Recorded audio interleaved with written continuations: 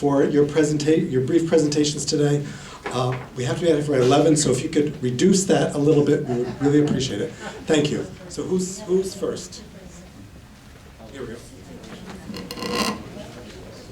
Hello, I'll be one of 3 people presenting. I'll be with Bob Spies and Jan Hartsoe, and we were among 20 people who had gone to Russia in June of this year. We went to 5 different cities, and we were eager to better understand what are people thinking and saying about the NATO maneuvers that were happening on their borders. So we'd like to engage you in thinking about what kind of outreach we can do in our own communities to raise awareness about how the United States might be seen by people in Russia who are bearing up under the pressures of U.S. provocation toward a new Cold War.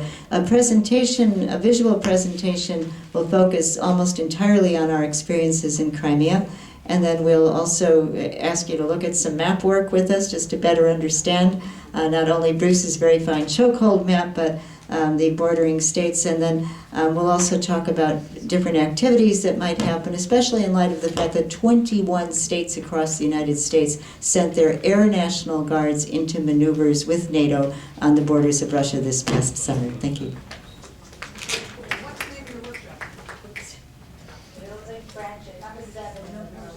Building friendship with Russians. You can see where all the rooms are. There are a couple signs by the door.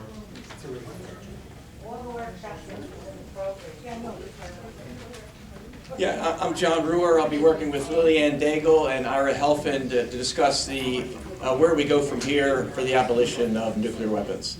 So it'll be very brief presentations about the state of the situation now with regard to that effort, but mostly a brainstorming of what strength do we have, what areas we want to focus on specifically, and what resources are out there to help us.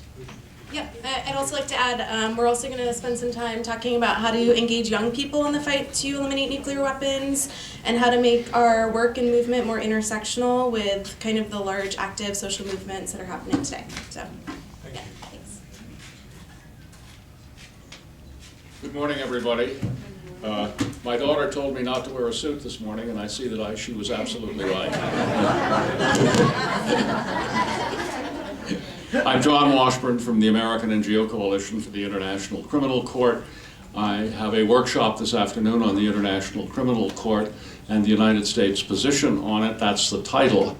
However, I'm going to focus on the reality that this court is something that the peace movement has long wanted, which is an action-oriented international organization that has peace at the center of its mandate.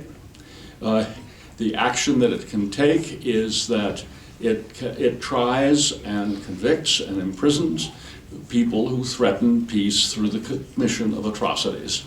I want to tell you about that. I want to tell you about the court. I want to particularly focus on what the court can do for peace, and then the last segment of my presentation will have to do with working in the United States to bring the United States into this court, which already has 124 state parties, countries from all over the world. This is a little different from the other kinds of presentations you are having today, because this is about an institution that already exists, that has already convicted people for conducting atrocity actions against peace. It is limited, but it offers a kind of hope for the peace movement that we have not seen in the past, and I hope to see a lot of you at this workshop this afternoon. Thank you.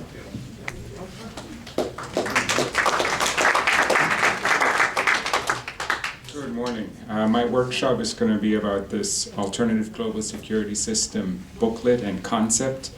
As you might know, this is the second edition, and we're really trying to figure out if it makes sense, if and how we can use that as a tool for all of us, not just a book, because there are a lot of good books out there. So it's going to be an interactive workshop where we're going to really ask those questions and try to answer some of those questions together. It's a fantastic document. Right, it's a collaborative effort, and that's also the idea. How can we collaborate more on that? What's the cover mean? What does the cover mean? We'll discuss it in the workshop. I want to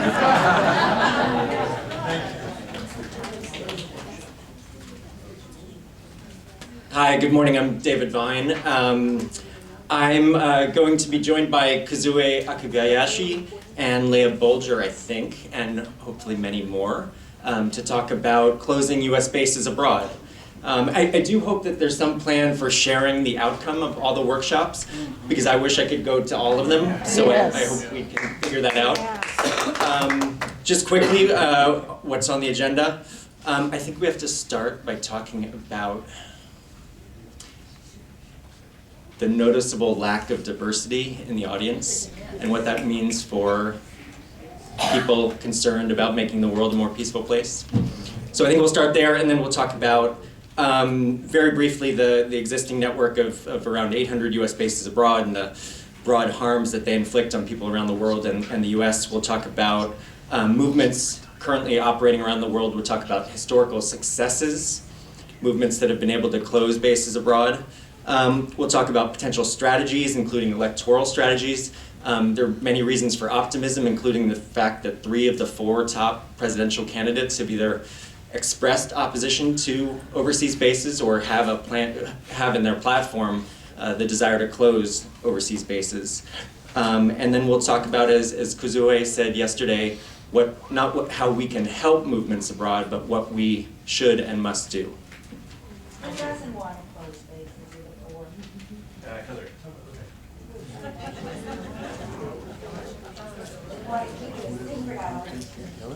I'm Pat Elder, and this is Pat Alviso, and we'll be joined by Maria Santelli.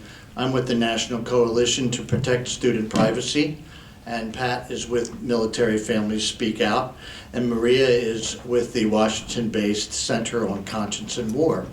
And we'll be talking about ways for you to be able to click in to the counter-recruitment movement. And I'll be talking about top-down policy and legislative measures that you can begin to undertake in your own communities.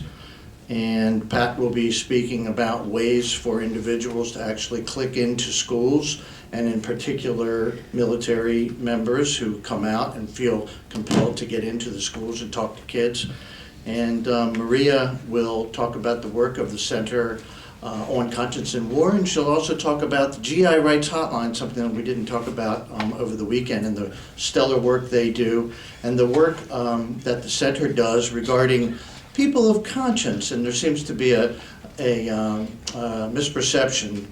It's actually possible for someone to be recruited, not really volunteer, I tried to make that point yesterday, into the armed services, and then realize they can't kill. And they stand up and they say, I gotta get out. And so that is why the Center on Conscience and War exists. It's a remarkable institution that has been around for most of the 20th century and 21st. Thank you.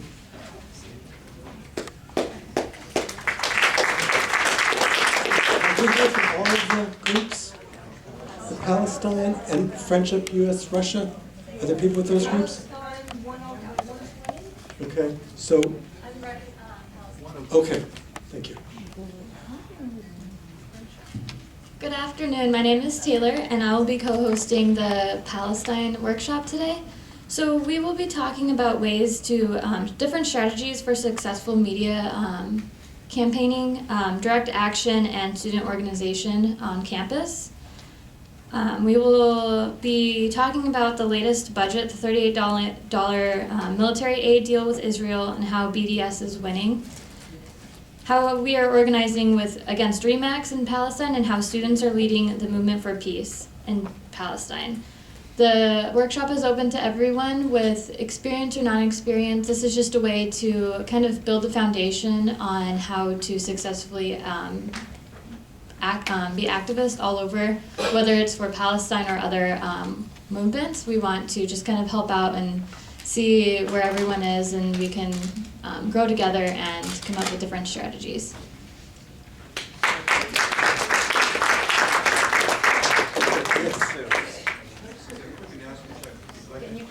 Very quick. Loud. Didn't hear you.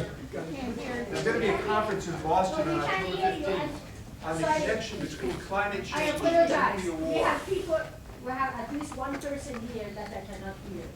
You need to use the microphone. Okay. Real quick. So I was just trying to make this really quick. There's going to be a conference in Boston on October 15th on the connection between climate change and nuclear war. It's sponsored by the PSR chapter in Boston and all of the medical schools and schools of public health in Boston, plus Mass Medical Society. I think it's going to be a very important meeting. If you happen to be in Boston that weekend, we'd love to have you come. You can register online, go to the Greater Boston PSR website. It's also going to be live streamed on the National PSR YouTube channel. And I hope they'll have a chance to share in that experience. Okay, thank you. Okay, quick announcements. You can go upstairs now for lunch. Hold on one second, I'll get to that. You can go for lunch in the atrium. Then you can go directly to the